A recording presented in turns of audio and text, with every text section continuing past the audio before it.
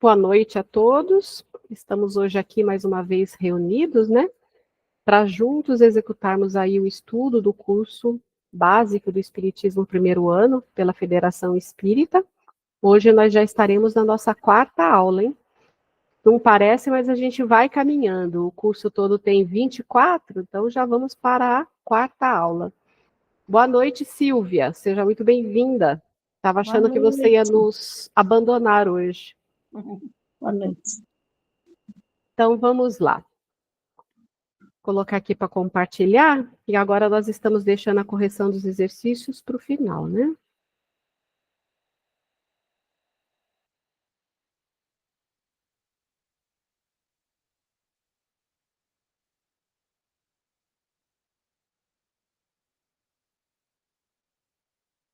Aqui eu mudei, quer dizer, eu não alterei o layout, e ficou até que uma configuração boa.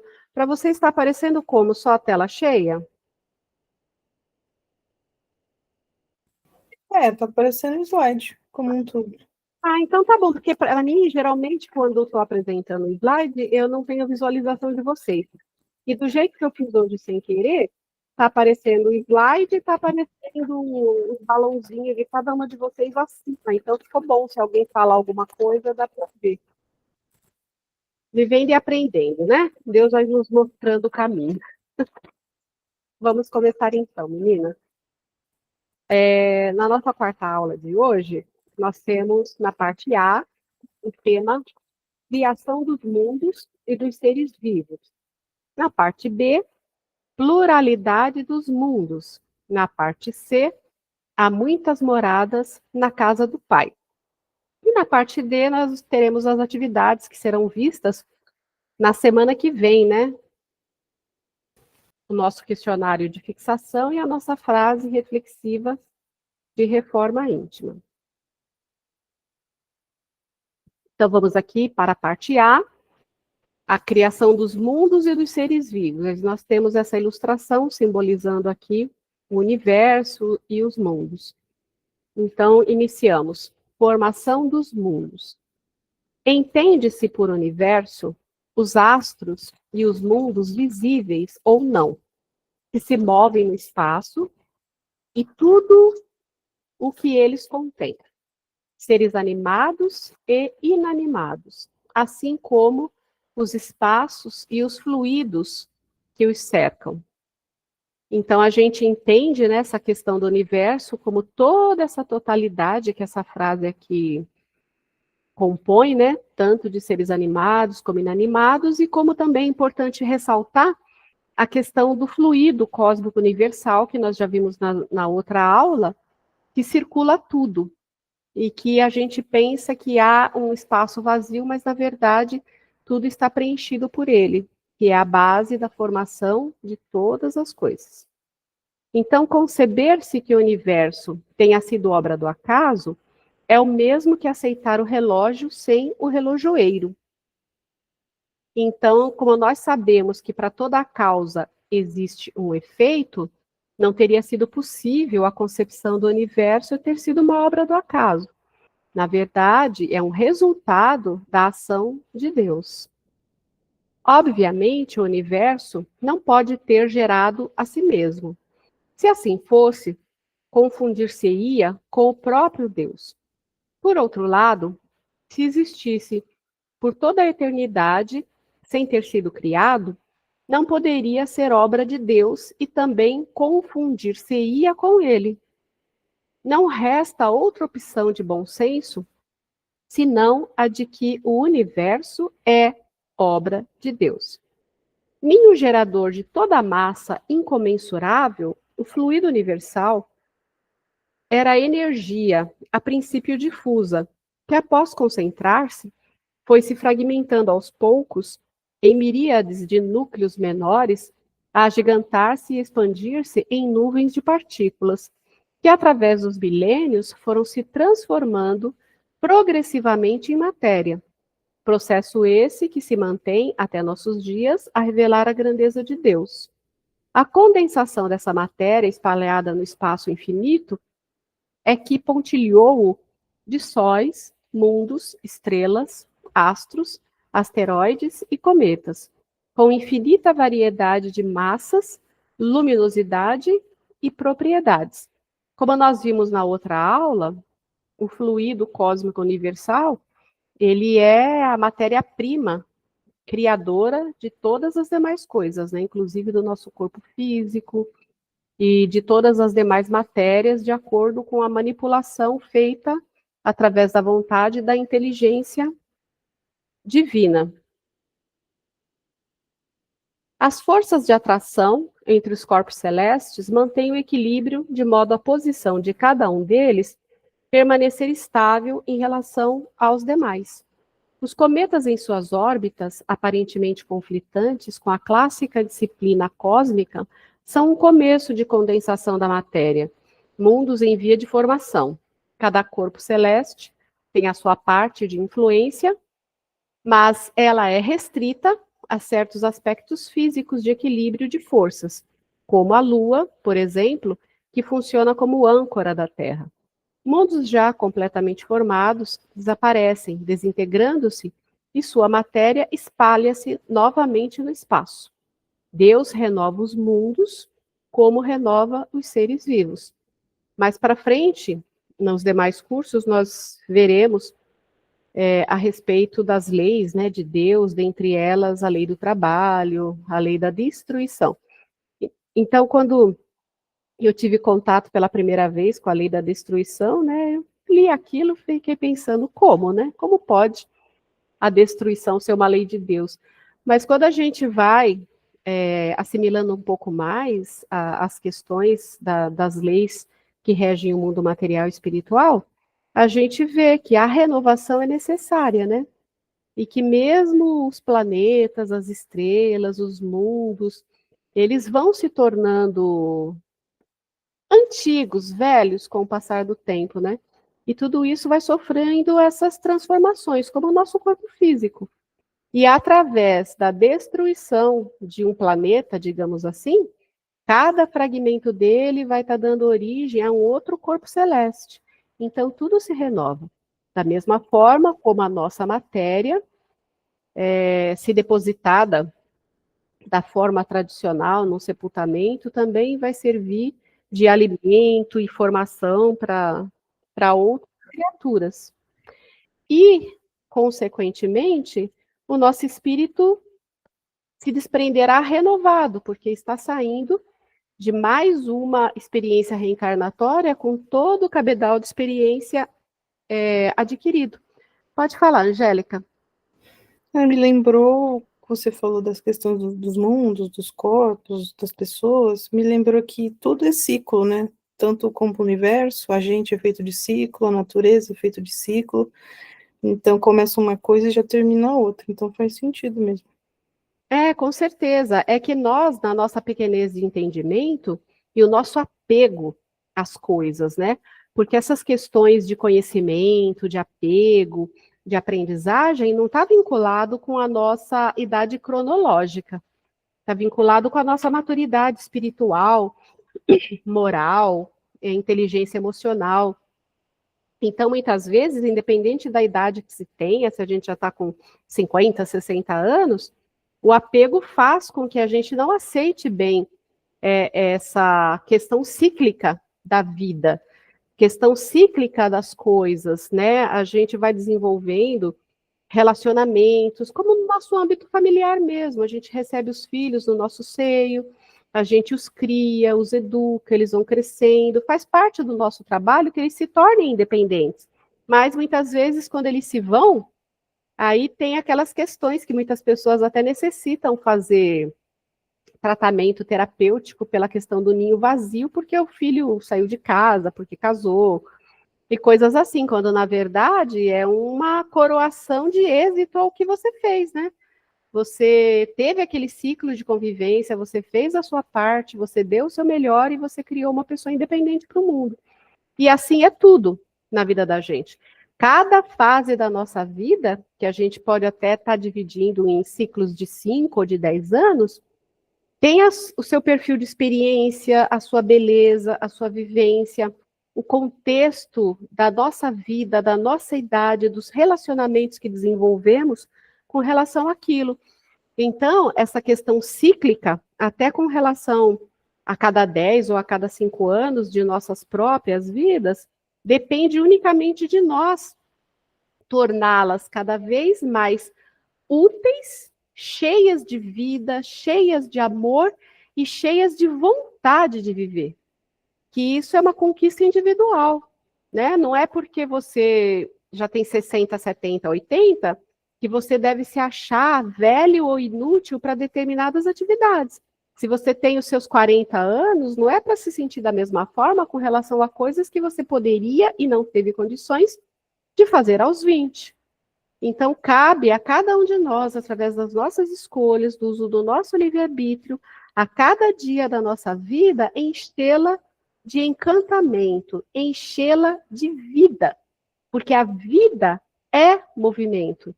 E quando nós agimos dessa forma, nós estamos engrandecendo a criação de Deus que existe em nós.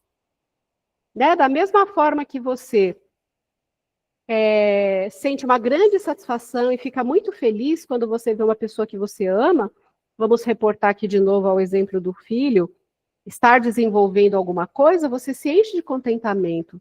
E assim também é essa energia divina que está dentro de nós.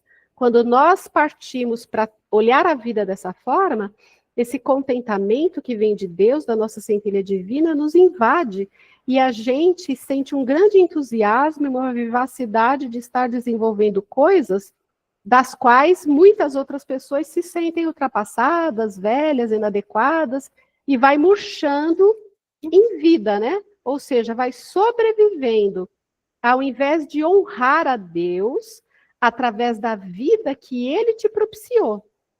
E aquilo que tem para hoje é a nossa missão diária.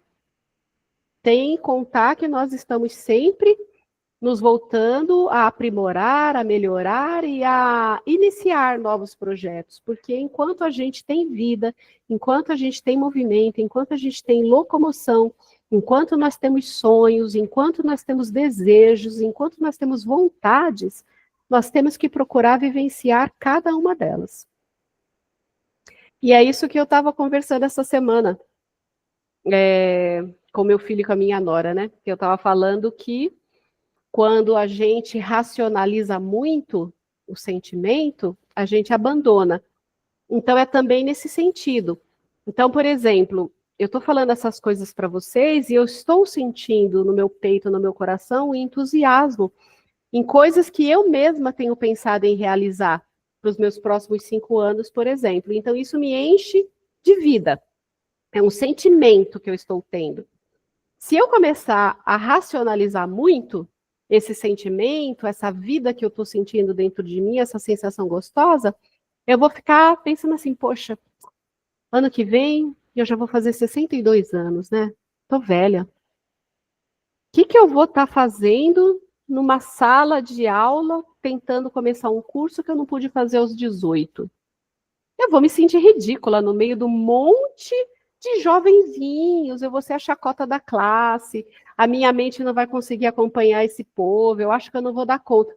Então, eu começo a racionalizar com as minhas crenças, com as minhas limitações, com as coisas que foram, na verdade, entraves durante toda a vida e que agora eu estou tendo a oportunidade de, através do conhecimento, ressignificar, mas se eu fico racionalizando nesse sentido de coisas que, na verdade, eu tenho que transmutar, eu abandono o sentimento, eu abandono o entusiasmo e eu vou murchando em vida. Né? Então, é como um exemplo também, né, pessoal, mas que é muito válido. O meu pai, ele viveu 98 anos. E quando eu nasci, ele tinha 42. Naquela época, todo mundo eram pais aos 20, 25. 42 já era considerado muito velho. Então, ele sempre falava para minha mãe que ia me criar sozinha, que ele não ia ver eu crescer. Depois, ele falava todo ano, o ano que vem eu não estou mais aqui, eu vou morrer.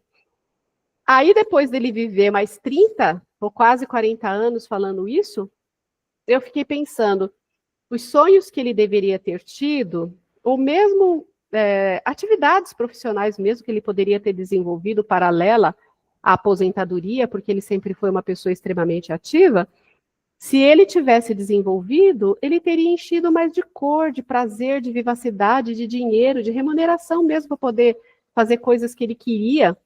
A mente dele teria se tornado mais ativa, e ir até os 98 anos, provavelmente até devido a essas atividades, né, que fazem bem à mente, não teria passado, talvez, os últimos 5 anos em um estado de demência.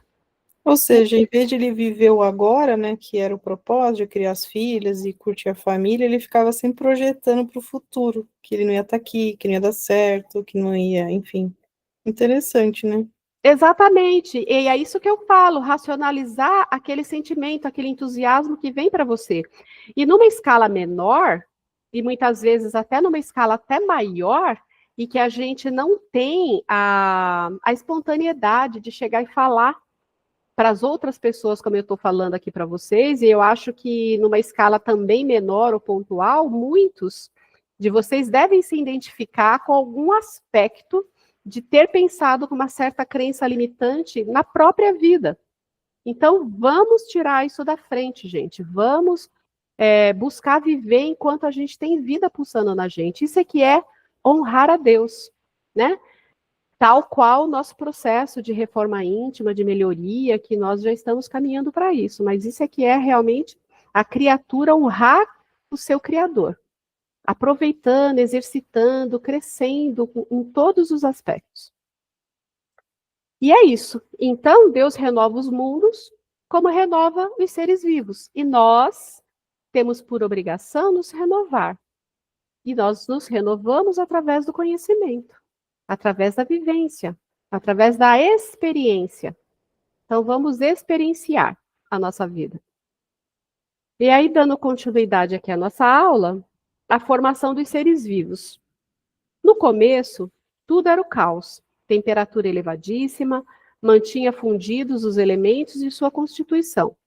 As substâncias que hoje são líquidas eram gasosas, enquanto os sólidos eram líquidos.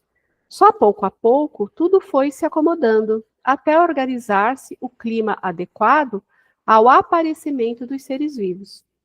Os germens responsáveis pela formação dos seres vivos estavam contidos na Terra, em estado latente, aguardando o momento favorável para o seu desenvolvimento. Então, é o que nós vimos também, creio eu, na última aula, que tudo existe na natureza e está disponível. Mas essa disponibilidade, ela se ativa quando há uma condição necessária.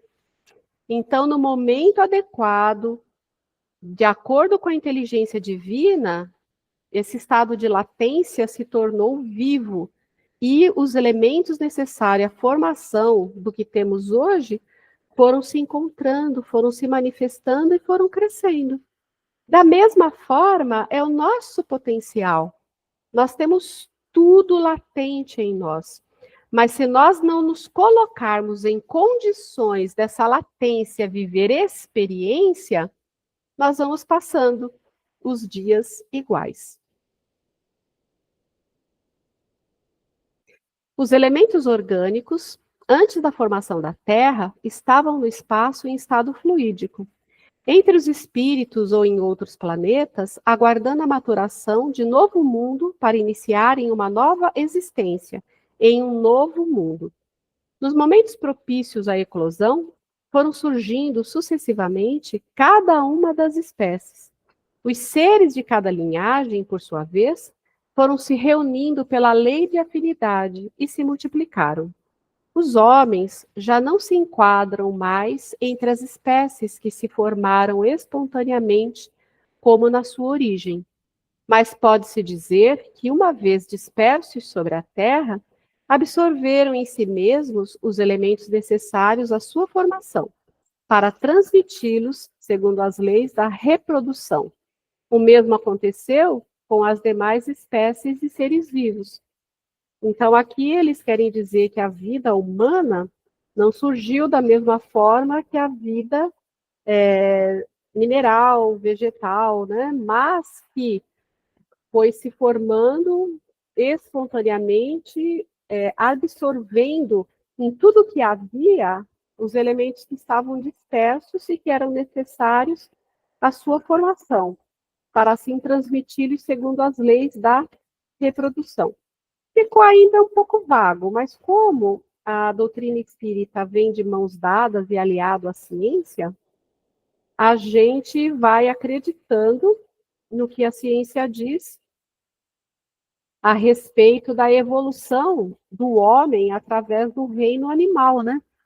Quando o mais próximo que a ciência diz que existe, que são os primatas, né? Os macacos, os mais inteligentes, tiveram condições de se desenvolver ainda mais, passaram a ter aquela aparência mais ereta, e o princípio inteligente, a razão se estabeleceu, dando origem, segundo os preceitos da ciência, ao homem, digamos assim.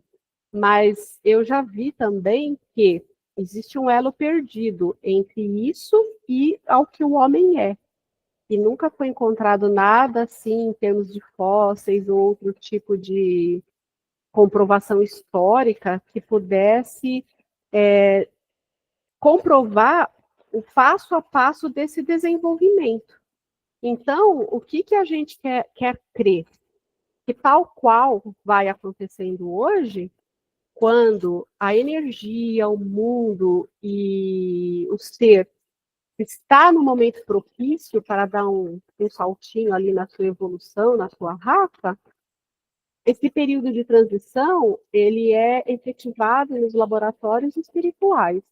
E aí, quando começa a nascer uma nova linhagem, né, vinda daquela inicial, já se nasce com todos os diferenciais, como se fosse uma nova raça, na verdade, oriunda daquela, mas já vem com os caracteres necessários que deveriam ter sido aparentemente desenvolvidos em questões de um tempo ainda maior, onde a gente pudesse adquirir na antropologia esses tipos de fósseis ou coisas parecidas que pudessem estar comprovando isso. Eu, particularmente, acredito nesse período aí de transição acontecendo dessa forma. No mundo espiritual, o perispírito já vir mudado e aquela gravidez, no caso da origem a um ser mais evoluído fisicamente. E aí nós teríamos a parte B. Alguém gostaria de fazer algum comentário, alguma pergunta com relação à parte A?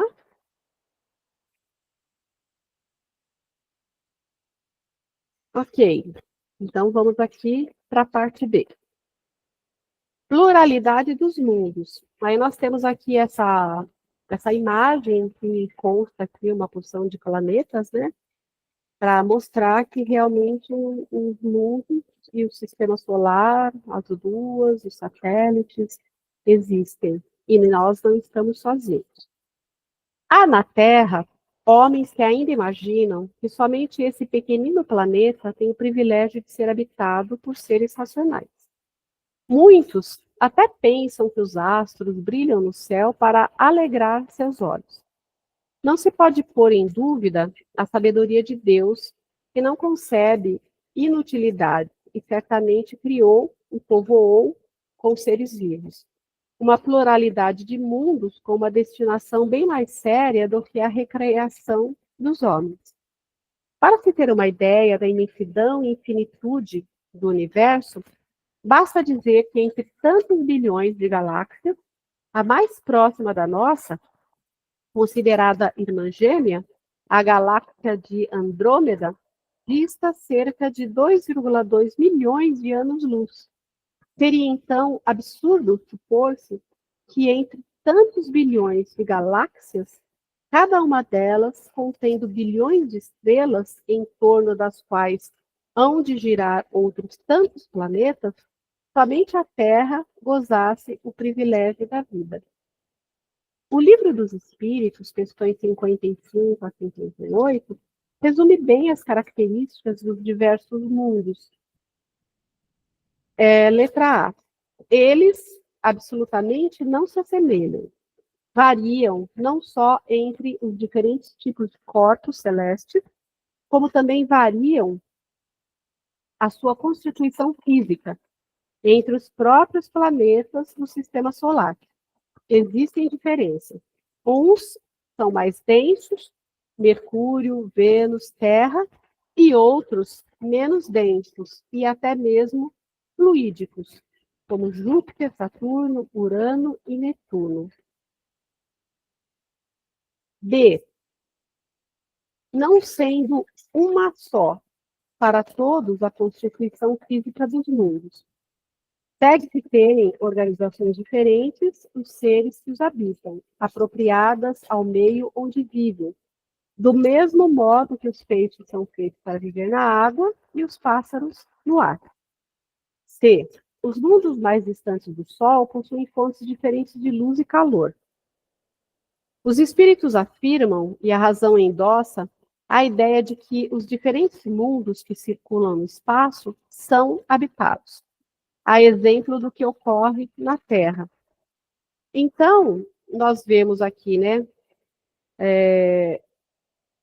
tantas observações que já temos nos evangelhos, nas Bíblias, citações de Jesus a respeito de que a casa de meu pai tem muitas moradas, né, que seriam representados pela pluralidade dos mundos, e com toda essa imensidão que nós temos aí, seria uma certa negligência nossa supor que somente nós, seres privilegiados, pensantes, habitamos um único planeta Terra, enquanto existem tantas outras coisas. Então, sim, existem diversos mundos, e todos eles têm o seu fluido cósmico universal, que serviu de matéria-prima para cada uma formação desses mesmos mundos.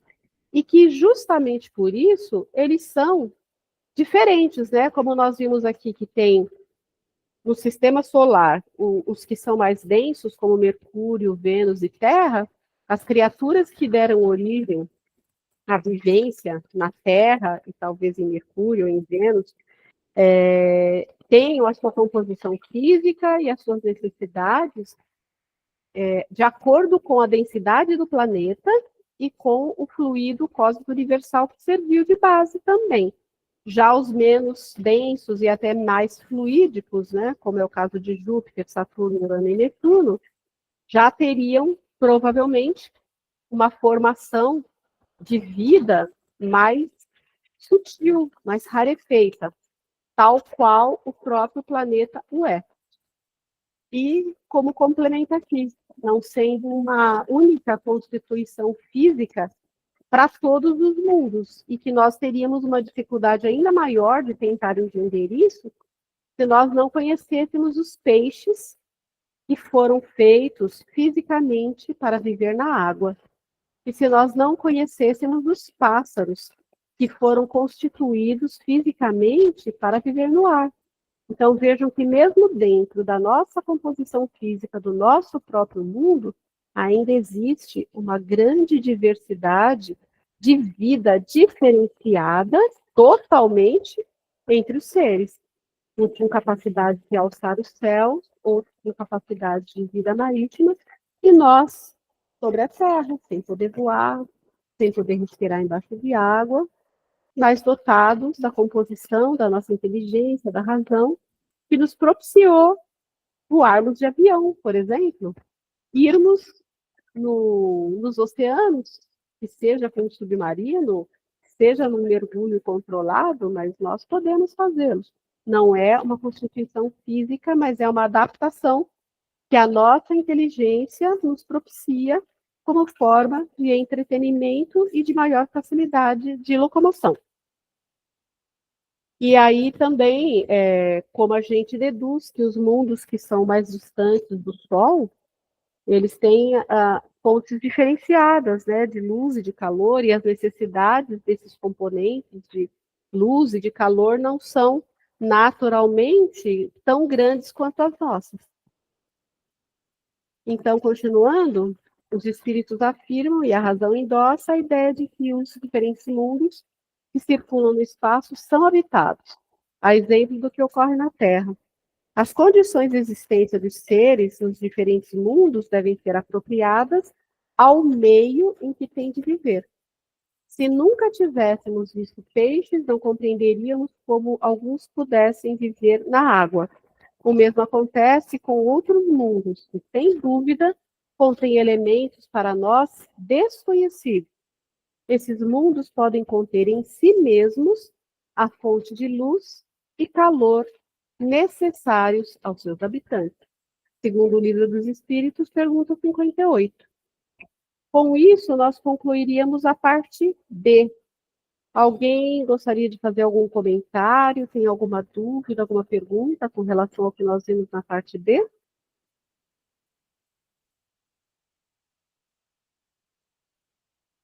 Então vamos lá para C, moçada. Há muitas moradas na casa do meu pai, né? Como nós acabamos de ver aí da pluralidade dos mundos, é um assunto interligado ao outro.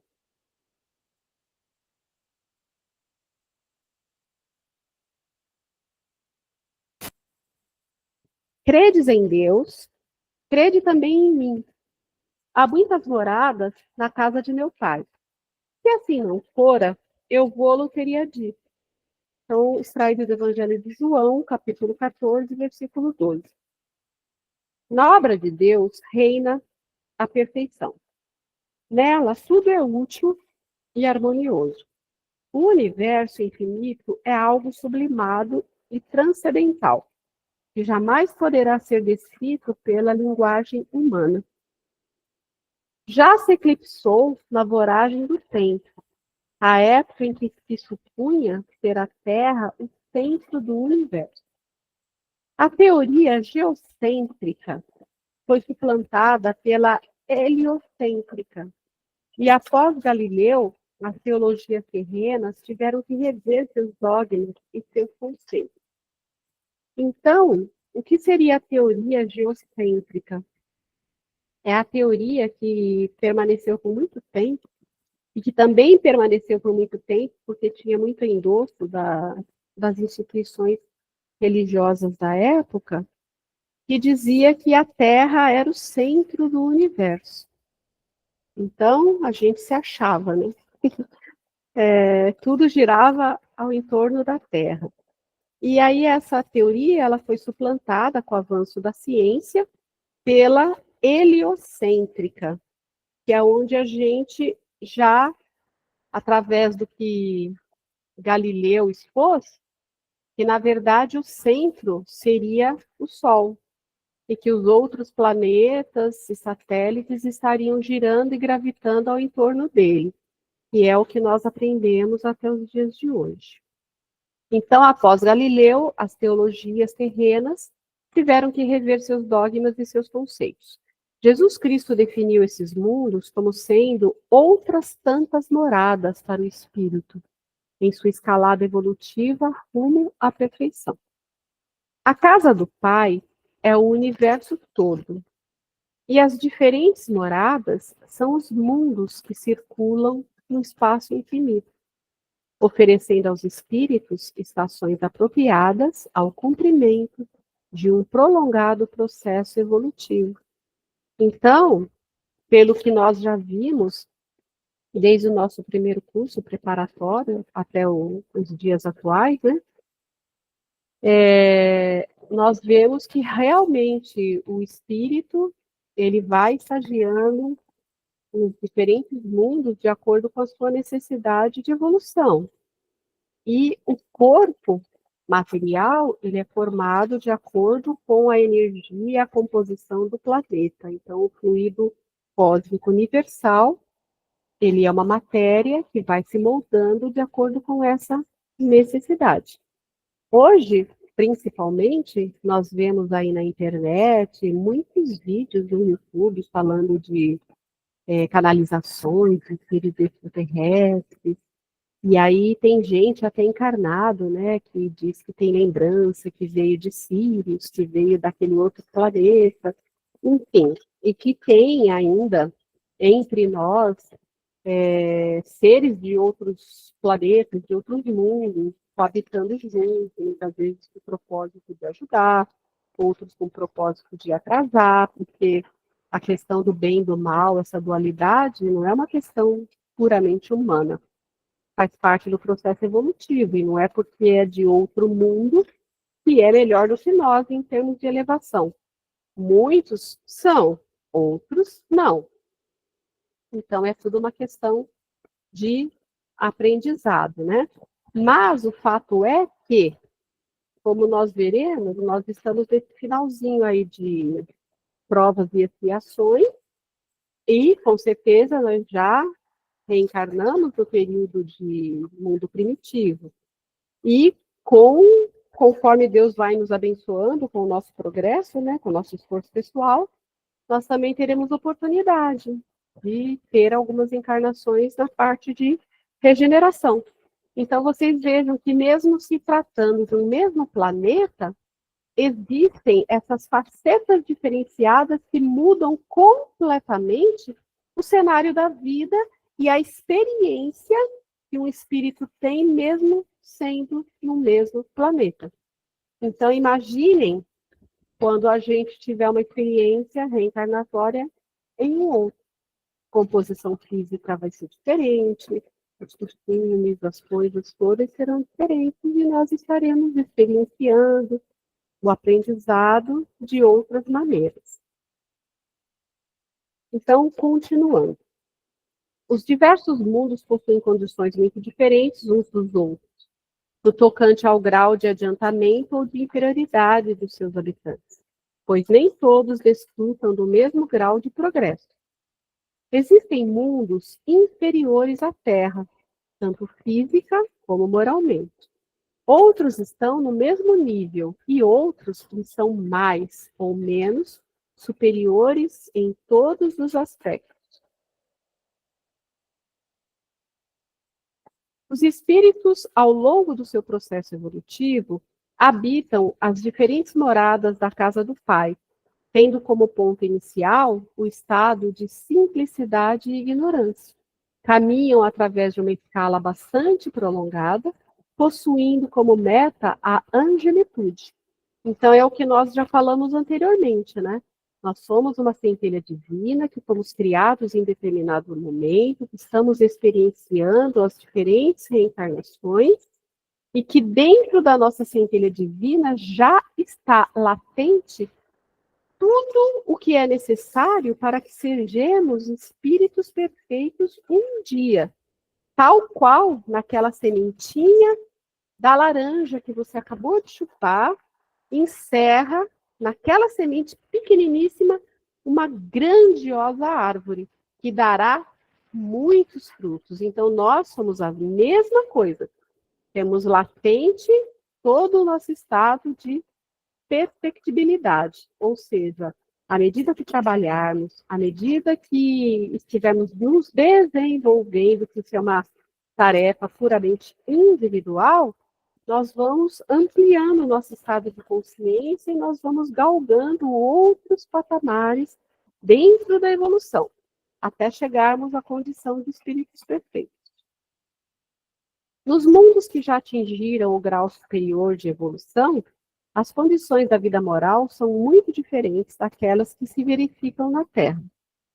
O corpo nada tem de materialidade terrena e não está, por isso mesmo, sujeito às necessidades, às enfermidades e às deteriorações, oriundas da prevalência da matéria.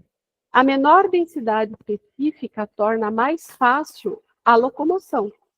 Então, você vê que a gente vê na literatura que na dimensão espiritual, por exemplo, a gente pode conseguir levitar, plainar, desmaterializar e aparecer no outro lugar. Por quê? Porque a nossa matéria vai estar mais leve, mais sutil, né? Menos densa. A doutrina espírita propicia aos homens uma visão bem mais clara e ampla do universo, fazendo com que eles descortinem novos horizontes, animando-os da certeza da imortalidade da alma e do futuro radiante e grandioso que os aguarda. Embora seja tarefa sumamente difícil fazer uma classificação absoluta dos mundos, os espíritos estabeleceram uma escala com 5 categorias distintas. Mundo primitivo. onde se verificam as primeiras encarnações da alma humana, que é o mundo que foi anterior ao que estamos hoje, né? Que atualmente é mundo de expiação e prova, e é onde o mal predomina. Graças a Deus isso já está mudando. Terceiro, mundo de regeneração, que é o que nós estamos transitando, onde as almas que ainda têm algo a expiar adquirem novas forças, repousando das fadigas da vida. Mundos felizes, onde o bem predomina sobre o mal. Mundos divinos ou celestes, onde moram os espíritos purificados e o bem reina plenamente. E onde um dia, com a graça de Deus, nós iremos, né? A Terra está situada na faixa dos mundos de expiações e provas. Nela ainda predominam o mal. Entretanto, afirmam os espíritos benfeitores que futuramente ela ascenderá à categoria de mundo de regeneração. Espíritos que habitam os mundos mais adiantados podem reencarnar na Terra para o desempenho de determinadas missões. Os apóstolos de Jesus, sem sombra de dúvida, eram espíritos de elevada hierarquia, que aqui vieram com a missão grandiosa de acompanhar o Mestre no seu sublime messiado. Espíritos elevados que eram, encarnaram no mundo denso, onde predominava a maldade. Eles sentiram-se deslocados e por isso Jesus lhes disse: não se turbe o vosso coração. Credes em Deus, crede também em mim, acrescentando logo a seguir: há muitas moradas na casa de meu Pai. Se assim não fosse, eu vos teria dito. Aí nós temos essa passagem no Evangelho de João, capítulo 14, versículos de 1 a 2. Como se pressentindo que aqueles homens se sentiriam desprotegidos e desamparados após a sua partida para as regiões celestiais, o mestre lhes acenou com a afirmativa de que ele iria na frente para lhes preparar o lugar. Isso, naturalmente, para lhes mostrar que, dada a elevação de seus espíritos, eles não eram deste mundo, e a eles estavam reservadas moradas nas regiões mais sublimes. Este ensinamento de Jesus não era exclusivamente destinado aos apóstolos, mas extensível a todas as criaturas humanas, ou seja, de acordo com o nosso processo, nós também habitaremos esses mundos. E aí, com isso, nós concluímos aqui a parte C. Gostaria de saber se alguém tem alguma colocação, alguma pergunta sobre a parte C.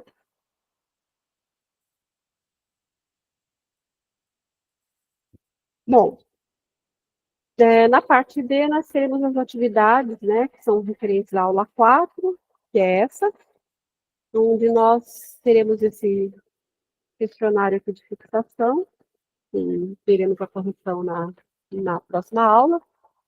E aqui o exercício de reforma íntima para vocês estarem desenvolvendo. Inês, Irene, eu tenho uma dúvida. Diga, meu bem.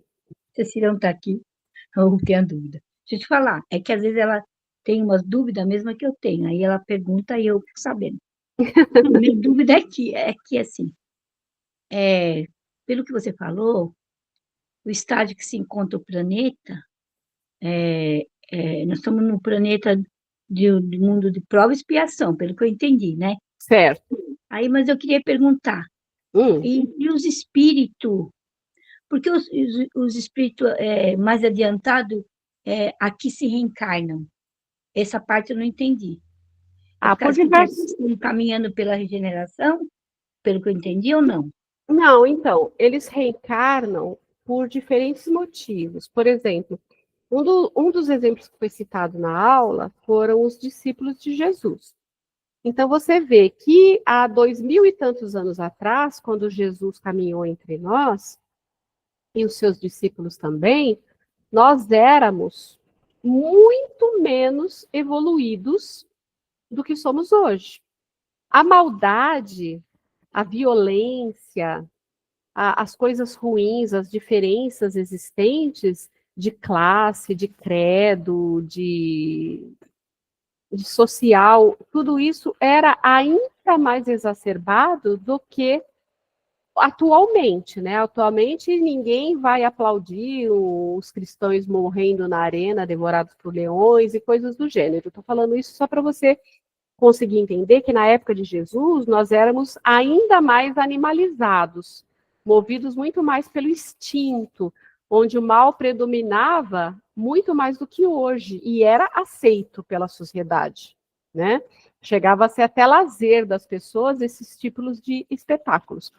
Entretanto, Jesus, que é, né, o ser mais evoluído que veio ao mundo, ele veio para nos mostrar um outro caminho, o caminho do amor, o caminho da regeneração, e que já se passaram mais de 2000 anos e todos os seus ensinamentos permanecem hoje. Então, Jesus veio numa missão de amor, para que a humanidade fosse tocada e transformada ao longo dos próximos anos.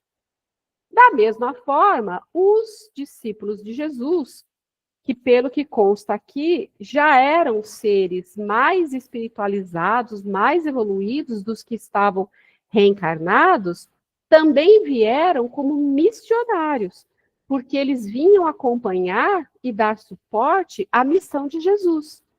Se você for olhar na literatura, na Bíblia e até no seriado que passa ainda na Netflix, né, Os Escolhidos, tem até um vídeo esses dias que eu acho que eu separei no Instagram, que estava relatando a forma cruel como cada um dos discípulos de Jesus perdeu a vida, divulgando o evangelho e expandindo o cristianismo. Então, não resta dúvidas de que eles foram martirizados. Nessa aula foi dito que Jesus disse as passagens dizendo que tinha uma vida melhor, um mundo melhor, porque eles vindo para cá, eles tiveram um esquecimento do passado, né? Então eles não se lembravam, mas eles abraçaram a escolha de seguir o mestre, de seguir os seus passos, de divulgar o evangelho, de implantar o cristianismo, tudo isso como uma missão correlata à de Jesus em favor da humanidade, que somos nós. Então, todos os espíritos mais evoluídos que vêm, como foi o caso também de Chico Xavier, vêm com a missão de trazer uma melhoria à humanidade através do seu trabalho. Chico Xavier veio e viveu unicamente para a causa espírita. Ele foi o maior médium de todos os tempos. Ele viveu somente para esse trabalho, e nem mesmo sendo esse perfil de missão, nem assim ele declinou do trabalho material. Nasceu pobre, teve uma infância dura, teve os seus traumas, conseguiu ser um funcionário público, ganhava muito pouco, só o suficiente para o seu sustento, não tinha luxo nenhum e fazia dupla, tripla jornada, porque ele estava dentro da causa da implantação do espiritismo, de trazer através da sua psicografia as notícias do plano espiritual para nós, que através das obras dele, das psicografias do espírito André Luiz, nós podemos ter conhecimento de como que funciona a sociedade e hierarquia nas colônias espirituais, como tudo funciona por lá, como que eles vivem, o que acontece. Se não fosse a missão de Chico, que certamente era um espírito evoluído em relação aos que estamos aqui durante o período da sua passagem, todo o seu legado não teria sido possível. E dizem que, para esse período de transição planetária, muitos outros estão retornando, inclusive missionários de outros mundos, que já possuem uma moral maior do que a nossa, mais, digamos assim, incorruptível, capaz de, na vida adulta, abraçar, por exemplo, uma carreira política e não se subverter ao sistema. E é isso que a gente espera, né? Porque enquanto nós estamos aqui, a gente vai sempre falhando e se integrando às oportunidades e ao bolo. Agora, quando vem esses missionários que já estão estruturados em si, a moralidade, em muitos aspectos que nós ainda pecamos muito, aí a moralidade dá um salto. Porque a pessoa faz diferente, não se compraz com aquilo que nós nos comprazemos. Entendeu, meu amor? Entendi, agora entendi.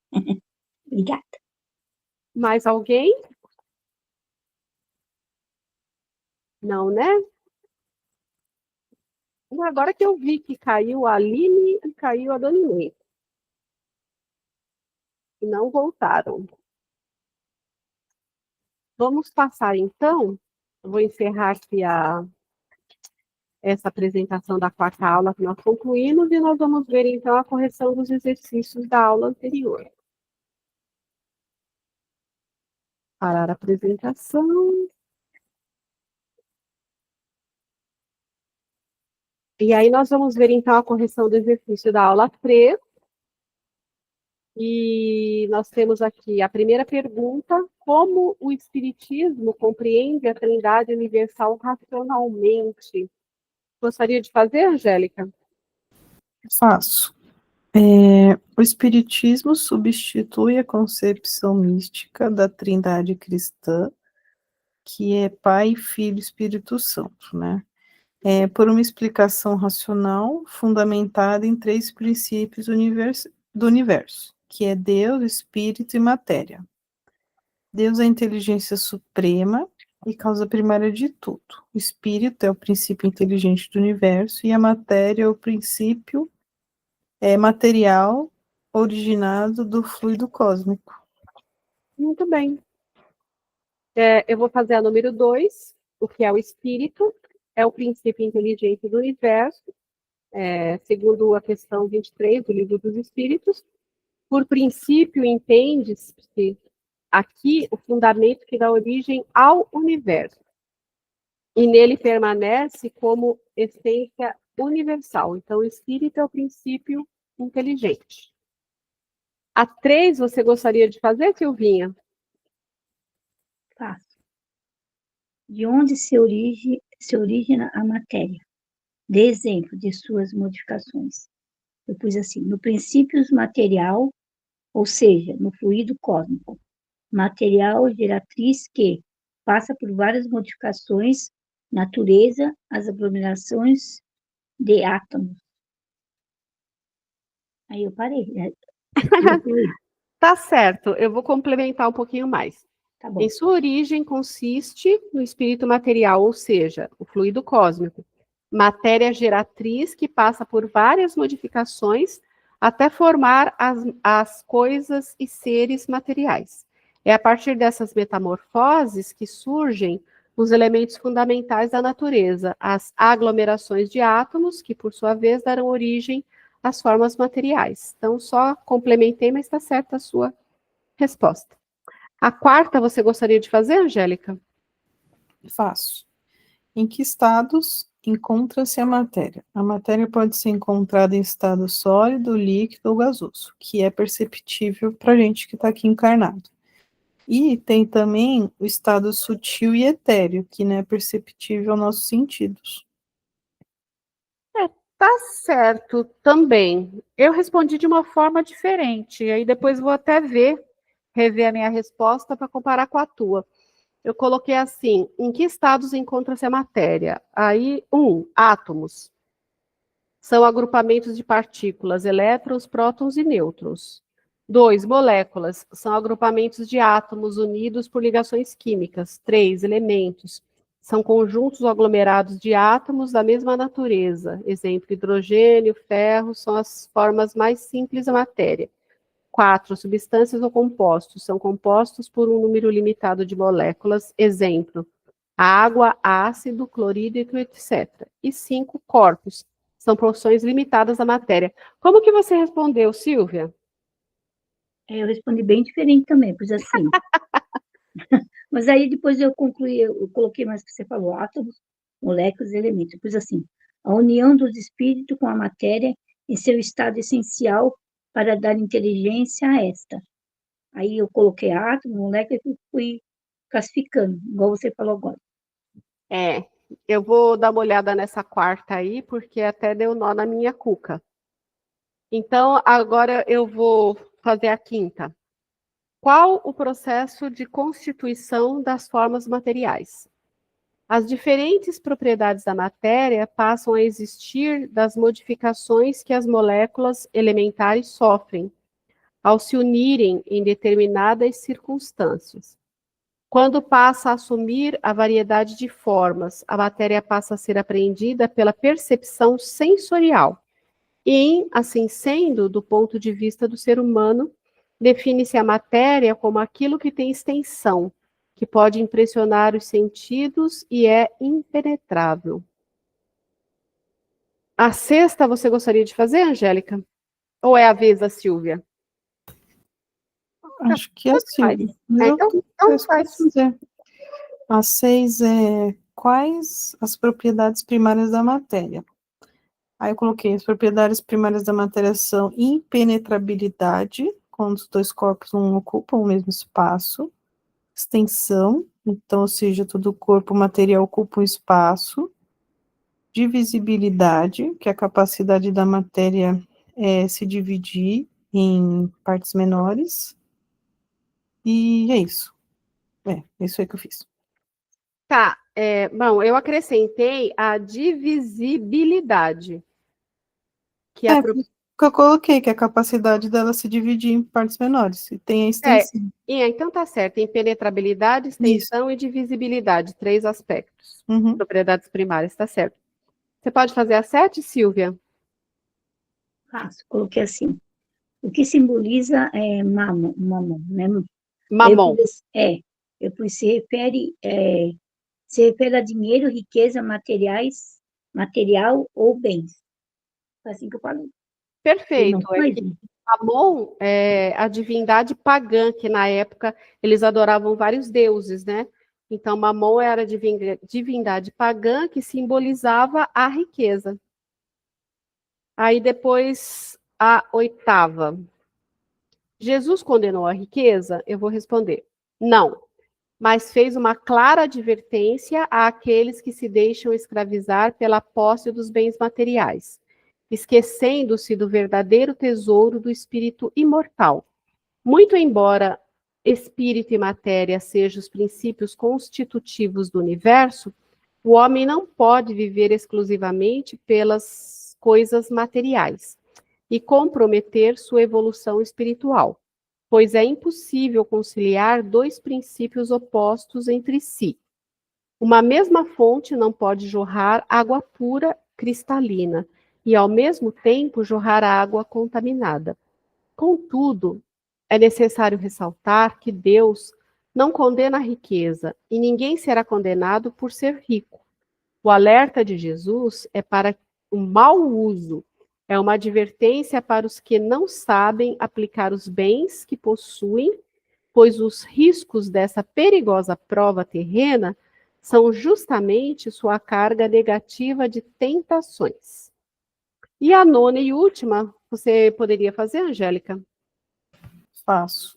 Qual a mensagem implícita na parábola do avarento? A parábola do avarento ensina que acumular bens materiais sem propósito espiritual é insensato, pois a vida é passageira e esses bens não garantem a salvação ou a verdadeira felicidade. A mensagem é usar os bens com sabedoria, caridade e desapego. É o verdadeiro caminho para a nossa evolução espiritual. Muito bem. Tá bom, bem resumido. Fez nessa linha, Silvinha? Eu coloquei assim, é um alerta contra o apego excessivo aos bens materiais. A busca incessante por acumular riqueza, pois a vida é incerta e o tempo é limitado. Se não se leva nada para a vida e não se leva nada para a vida espiritual. Eu resumi, né? Bem sucinto, mas tá certo. Muito bem, meninas. Aí nós terminamos o questionário de fixação e vamos refletir em cima da nossa frase de reforma íntima da semana passada, né? Detenha-se no bem e obterá o lado melhor das pessoas e circunstâncias. Então, isso aqui é uma consequência, pelo que a gente aprende da lei de causa e efeito, de ação e reação, da sintonia, da frequência vibratória. Se você é uma pessoa que está focada no bem, na construção da moral, em praticar, né, os ensinamentos, em não fazer ao outro que não queres que te faça, e fazer pelo outro tudo aquilo que você gostaria que fosse feito para você. Se você, nos seus relacionamentos, você procura sempre olhar o lado bom e positivo das coisas e das pessoas, ou pelo menos você procura valorizar bem o lado positivo que cada um tem, porque negativo todos nós temos, né? Não tem como a gente, como diz o dito popular, sentar no rabo e ficar olhando do outro. Então é natural que a gente atrai para si a simpatia, a empatia, o auxílio, tanto energeticamente da espiritualidade, quanto das pessoas que nos rodeiam. Porque a gente passa a ser uma pessoa boa de se conviver, uma companhia agradável, alguém que as pessoas gostam de estar presentes e de ajudar. Então, a gente está numa sintonia, numa convivência, numa vibe, digamos assim, do bem, do melhor. E não tem como a gente atrair pessoas e circunstâncias diferentes disso. É a lei da sintonia que nós aprendemos aqui o tempo todo dentro da doutrina espírita. Agora, como que cada um de nós estamos vivenciando o nosso dia a dia, nos lugares que nós frequentamos, na nossa família, e todos os lugares que nós estamos inseridos, diante disso, nós estamos sintonizados, nós estamos vivendo, nós estamos buscando o melhor, nós estamos apreciando o que é melhor das pessoas, nós estamos exercitando o nosso amor, que é a razão do nosso grupo. Então é isso, é uma reflexão aí para cada um de nós fazer de forma a se melhorar, que é o propósito do nosso exercício. Então, meninas, se ninguém tiver mais nenhuma pergunta, nenhum comentário, a gente pode partir para o encerramento.